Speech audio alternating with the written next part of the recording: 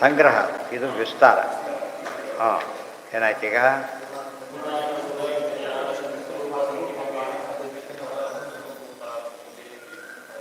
ಒಂದೇ ವಿಷ್ಣು ಪರಂಪರ ಯಾವುದಾಯ್ತು ನಿನ್ನೆ? ಹಾಂ, ಅದಿಷ್ಟು ಹೇಳಿದರು. ಮುಂದೆ ಶ್ರುತಃ ಓಂಕಾರ, ಓಂಕಾರದ ಬಗ್ಗೆ ಜೀವಶೀರ ಪ್ರಾಜ್ಞಾ ತೈಜಸಾತ್ರ ಸಮುತ್ಥಿತ ಆ ಊಮ, ಮೂರಕ್ಕೆ ಒಂದೊಂದು ಉಚ್ಚಾರಣೆಗೆ ಏನೇನು ಫಲ ಇದೆ ಅಂತ ಹೇಳಿದರು. ಗೊತ್ತಾಯ್ತಾ? ಅದಾದಮೇಲೆ ಜೀವಶ್ಯತಿ ಯತಃ ಪ್ರಾಜ್ಞಾ ತೈಜಸಾದ್ವಾ ಸಮುತ್ಥಿತ ಅವಿಭಾವೋಪಿ ಭಗವಾನ್ ಆದಿಮಾಂತೇನ ಕೀರ್ತಿತಃ. ಪರಮಾತ್ಮನಲ್ಲಿ ವಿಭಾಗ ಅಂತ ಇಲ್ಲ, ವ್ಯವಸ್ಥೆಗೋಸ್ಕರ ಹೇಳ್ತಾರೆ ಹೊರತು ದೇವ್ರ ರೂಪಗಳಿಗೆ ಭೇದ ಆಗೋದಾಗಲಿ, ರೂಪ ಅಲ್ಲಿ ಈ ರೂಪ ಇಲ್ಲಿ, ಅದರ ಲಿರಿಕ್ ಆಗಿದೆ, ಏನು ತಿಳ್ಕೊಳಕ್ಕೆ ಹೋಗಬೇಕಾಗಿಲ್ಲ. ತಸ್ಮಾದ್ ಉತ್ಪದ್ಯತೆ ಮುಕ್ತಃ ಸಜ್ಞಾನ ಆನಂದ ಲಕ್ಷಣ ಆಪ್ನೋತಿ ವಿಷಯಾನ್ ಸರ್ವಾನ್ ನಿದ್ರೆಯ ವಿಷಯಸ್ಯ ಚ. ನಿದ್ರೆ ಬಂದ ಕಾರ್ಯ ಡೀಲಿಂಗ್ ಆಗಿರ್ತಾನೆ. ಎಚ್ಚರ ಬಂದಾಗ ಹೊರಗಿಂದೆಲ್ಲ ಗೊತ್ತಾಗುತ್ತೆ. ಪೂರ್ತಿ ಎಚ್ಚರ ಬರೋದು ಮುಕ್ತಿಗೆ ಹೋದರೆ, ಪೂರ್ತಿ ಎಚ್ಚರ ಬಂದಿದೆ ಅಂದರೆ ಮುಕ್ತಿಗೆ ಹೋದಾಗ ಪೂರ್ತಿ ಎಚ್ಚರ ಬಂದಿದೆ, ಅಲ್ಲಿವರೆಗೂ ಕನಸಿದ್ದಾಗೆ. ಅಪ್ನೋತಿ ವಿಷಯ ಉಭಯೋ ಕಾರಣತ್ವೇನ ಹಿ ಉಭಯಸ್ತೈಜಸ ಸ್ಮೃತಃ. ಎರಡಕ್ಕೂ ಕಾರಣವಾಗಿದ್ದಕ್ಕೆ ತೈಜಸ, ಜಾಗ್ರದ ಕಾರಣ ಆದಾಗ ವಿಶ್ವ. ಎರಡೂ ಡೀಲಿಂಗ್ ಆಗಿಬಿಟ್ರೆ ನಿದ್ರಾವಸ್ಥೆ, ಅದು ಪ್ರಾಜ್ಞಾ. ಪೂರ್ತಿ ಡೀಲಿಂಗ್ ಆಗಿಬಿಟ್ರೆ ತುರಿಯ. ಪೂರ್ತಿ ಅವಸ್ಥೆಗಳ ಪ್ರಶ್ನೆನೇ ಇಲ್ಲ, ಒನ್ಸ್ ಫಾರ್ ಆಲ್ ಬಂದ್ಬಿಡ್ತಾರೆ. ಉಭಯೋ ಕಾರಣ ದೇಹಾಭಿಮಾನಾದುಧೃತ್ಯ ಕರ್ಷತಿ ಸ್ವಪ್ನಮಂಡಲೆ ಉತ್ಕರ್ಷತ್ವಂ ತತಸ್ತಸ್ಯ ತಜ್ಞಾನಿ ಜ್ಞಾನನಿತ್ಯತಾಂ ಆಪ್ನೋತಿ ದೇಹಾದುತ್ಕೃಷ್ಯ ಸ್ವಾತ್ಮಾನಂ ಸರ್ವಮೋಕ್ಷಿಣ. ಮುಂದೆ ಬರ್ತಾ ಬರ್ತಾ ಬರ್ತಾ ಮುಕ್ತಿಯಲ್ಲಿ ಹೋಗ್ತಾನೆ. ಮಧ್ಯಸ್ಥ ಸಭವೇ ಸ್ನೇಹಾತ್ ದೋಷಾಭಾವಾಚ್ಯ ಸರ್ವಶ. ಅಲ್ಲಿ ದೋಷ ಇರೋದಿಲ್ಲ, ಅವ್ನು ಇನ್ಬಿಟ್ಟಿನ ಸ್ವಲ್ಪ ಇರ್ತಾನೆ, ಗ್ಯಾಪದ. ಸ್ವಾತ್ಮನಿ ಅಂತರ್ಗಮಯತಿ ಮಾನಂ ಅಂತರ್ಗತಿ ಸ್ಮೃತ. ಅಂತರ್ಗತಿ ಜೀವಂ ಅಂತರ್ಗತಂ ಕೃತ್ವಾ ತಜ್ಞಾನ ಲಯಕೃತ್ಯತಃ ಪ್ರಾಜ್ಞೋ ಮಾನಮಪೀತಿಶ್ಚ ತಜ್ಞೋಪಿ ಏವಂ ವಿಮುಕ್ತಿಕಃ ವ್ಯಾಪ್ಯ ಅಂತರ್ಗಮಯೇತ್ ಸರ್ವಂ ದುಃಖಾದ್ಯಂಚ ವಿಲಾಪಯೇ. ಮುಕ್ತಿ ಹೋದ ಅಂದರೆ ದುಃಖಾದಿಗಳ ಹೆಸರೇ ಇಲ್ಲ, ಮುಗಿದೋಯ್ತು. ಅಣೂನಾಮಪಿ ಜೀವಾನಾಂ ಪ್ರಕಾಶೋ ವ್ಯಾಪಕೋ ಭವೇ. ಜೀವರ ಪ್ರಕಾಶ ಭಾರಿ ಮಿಣಕ್ ಇಷ್ಟೇ ಇರುತ್ತೆ. ಮುಕ್ತಿಯಲ್ಲಿ ವಿಶಾಲವಾಗುತ್ತೆ ಅಂತ ಹೇಳ್ತಾರೆ. ಮುಕ್ತಿಯಲ್ಲಿ ವಿಶಾಲವಾಗಿ ಕಾಣಿಸುತ್ತೆ.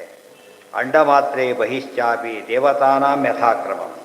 ಅಂಡ ಅಂದರೆ ಬ್ರಹ್ಮಾಂಡ, ಅಂಡದೊಳಗೆ ಅಂಡದ ಹೊರಗೆ ತಾರತಮ್ಯ ಕ್ರಮದಲ್ಲಿ ಪ್ರಕಾಶ ವೇರಿ ಆಗುತ್ತೆ.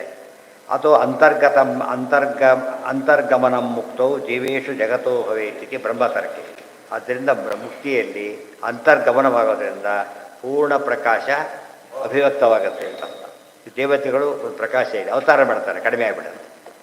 ಅವತಾರದಲ್ಲಿ ಪೂರ್ತಿ ಮೂಲಶಕ್ತಿ ಬರೋದಿಲ್ಲ, ಅದು ಎಕ್ಸೆಪ್ಷನ್ ವಾಯುದೇವರು. ಲಕ್ಷ್ಮೀನಾರಾಯಣರಿಗೆ ಅಫೆಕ್ಟೇ ಆಗೋದಿಲ್ಲ, ಉಳಿದವರಿಗೆಲ್ಲ ತುಂಬ ಕಡಿಮೆ ಆಗುತ್ತೆ.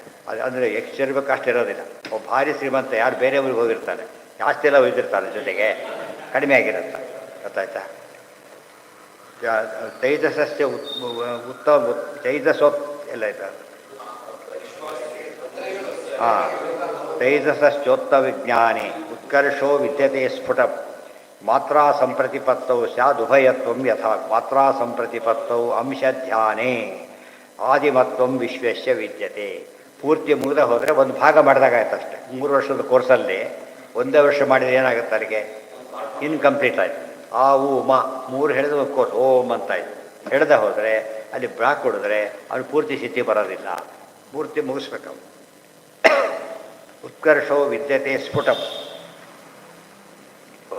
ಮಾತ್ರಾ ಸಂಪ್ರತಿಪತ್ತೌ ಸ್ಯಾದ್ ಉಭಯತ್ವಂ ತಥಾವಿಧಂ. ಮಕಾರಭಾವೆ ಪ್ರಾಜ್ಞಸ್ಯ ಮಾನ ಸಾಮಾನ್ಯಮುತ್ಕಟಂ ಮಾತ್ರಾ ಸಂಪ್ರತಿಪತ್ತೌ ತು ಲಯ ಸಾಮಾನ್ಯಮೇವ ಚ. ತ್ರಿಷು ಧಾಮಸು ಯತ್ತುಲ್ಯಂ ಸಾಮಾನ್ಯಂ ವೇತ್ತಿ ನಿಶ್ಚಿತಃ ಸಪೂಜ್ಯ ಸರ್ವಭೂತಾನಾಂ ವಂದ್ಯಶ್ಚೈವ ಮಹಾಮುನಿ. ಈ 3ರಲ್ಲೂ ಕೂಡ ತಿಳ್ಕೊಂಡ ಮೇಲೆ ಅವನು ಸಾಮಾನ್ಯವಾಗಿ ಬಹಳ ಉನ್ನತ ಮಟ್ಟಕ್ಕೆ ಬರ್ತಾನೆ, ತುಂಬ ಪೂಜ್ಯನಾಗ್ತಾನೆ. ಮಹಾಮುನಿ ಎಂಬ ಹೆಸರು ಬರುತ್ತೆ. ಆನಂದ ತೀರ್ಥ ಮಹಾಮುನಿ ರಾಜೋ ಹರಿಗಾಥಾಂ. ಎಲ್ಲಿದೆ ಮಹಾಮುನಿಗಳು?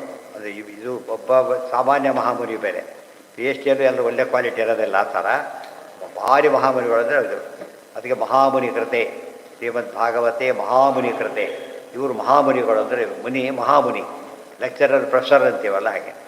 ಅಕಾರೋ ನಯತೆ ವಿಶ್ವಂ ಮುಕಾರಶ್ಚಾಪಿ ತೈಜಸಂ ಮಕಾರಶ್ಚ ಪುನಃ ಪ್ರಾಜ್ಞಂ ಸಾ ನಾಮಾತ್ರೇ ವಿದ್ಯತೆ ಗತಿ. ಯಾವುದೂ ಇಲ್ಲ ಅಂದರೆ ಗತಿನೇ ಇಲ್ಲ ಅವನಿಗೆ.